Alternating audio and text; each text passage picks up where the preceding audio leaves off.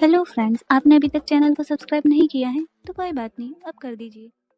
नमस्कार। जब से सभ्यता शुरू हुई है इंसान खेती करता आ रहा है। खेती बाड़ी प्राचीन काल से चली आ रही है। कोई जानता भी है कि चावल का एक दाना तैयार होने में कितना समय लगता है? नहीं जानता। 120 दिन तक जब एक किसान का पसीना उस धान के खेत की मिट्टी में बूंद बूंद मिलता है, तब जाकर अन्न पैदा होता है। और ये भी बता दूं कि हमारे देश में खाना बर्बाद नहीं किया जाता। अगर वही देश किसानों को बर्बाद होता देखता रहे तो फिर हम किसके पास जाएंगे? खाना खिलाने वाले से कहा जाता है अन्नदाता सुखी भवतु। ये अन्नदाता है कौन? खाना पकाने वाला या परोसने वाला नहीं है, अन्न उगाने वाला है। और ये खेती जैसा उपहार ईश्वर ने हमें दिया है। सेल फोन के बिना हम जिंदा रह सकते हैं, टीवी और एसी के बिना भी हम लोग जिंदा रह सकते हैं।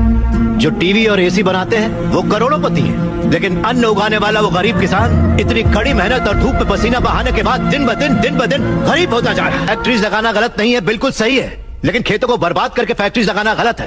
इस देश में कितनी ही बंजर जमीनें हैं, कितनी ही पथरीले जमीनें हैं। क्यों? क्योंकि वहाँ पर पानी नहीं है, इसीलिए खेती करने में इतनी परेशानी उठानी पड़ती है। जरा सोच कर जवाब दीजिए कि किसान पानी लेने कहाँ जाएगा? इस देश में पिछले 10 साल में 1,71,105 से ज्यादा किसान आत्महत्या कर चुके हैं। उसमें से 25,000 से ज्यादा किसान तो इसी इलाके में रहते थे।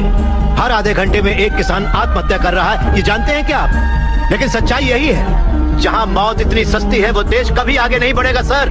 तकरीबन 10 लाख से ज्यादा किसान अपना पेट पालने के लिए गांव छोड़कर शहर में मजदूरी करने आ जाता है। जो हमारे देश की रीढ़ की हड्डी है वो बिल्डिंगों में चौकीदारी करता है। जो किसान हमारा भगवान है, अन्नदाता कहलाता है, वही मंदिरों के सामने भीख मांगता फिर रहा है। वादों पर मत जाइए, जमीन पर आ जाइए। एक कॉर्पोरेट में काम करने वाला हजारों करोड़ का उधार लेकर विदेश भाग गया और वहाँ बैठकर विदेशी शराब पी रहा है। सिर्फ 5 या 10 हजार उधार लेने वाला किसान जहर पीकर अपनी जमीन पर जान दे रहा है। इन कॉर्पोरेट्स की काली करतूतों की वजह से हमारी हरियाली जली जा रही है। खेत सींचने वाली नदियां फैक्ट्री से निकलने वाले गंदे पानी से जहरीली होती जा रही हैं। ये मल्टीनेशनल कंपनीज की मशीनें हमारी खेती वाली जमीन पर कब्जा करके उन्हें खत्म करती जा रही हैं। पर ये दिखाई नहीं देता। किन फैक्ट्रीज की बात कर रहे हैं आप? सारे हेल्दी फूड्स में मिलावट करके ये उसे बर्बाद करते जा रहे हैं। अंडे को शैम्पू में, गाजर को क्रीम में, सोया को साबुन में। 2 रुपए का अंडा 10 रुपए में, 10 रुपए का गाजर 100 रुपए में खरीद रहा है ये कॉर्पोरेट वर्ल्ड। इस रेट पर क्या कोई गरीब खरीद पाएगा? फिर भी ये पैसा किसान या गरीब तक कभी नहीं पहुंच पाता, क्योंकि बिचौलिए ले जाते हैं। ये बिचौलिया धीरे धीरे और अमीर होता जाता है।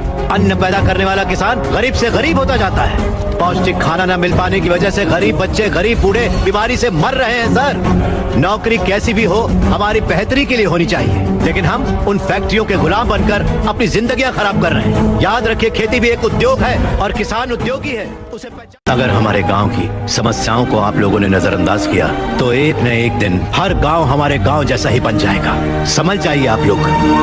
अगर ये मीडिया कोशिश करे तो ये दुनिया हिला के रखते हैं। वो ताकत है आप में। लोगों के दर्द को आपको बताने के लिए आपको परेशान किया, उसके लिए माफी चाहिए। अगर आपको लगे कि ये सही है तो हमें न्याय दिलाने के लिए हम सबकी मदद कीजिए।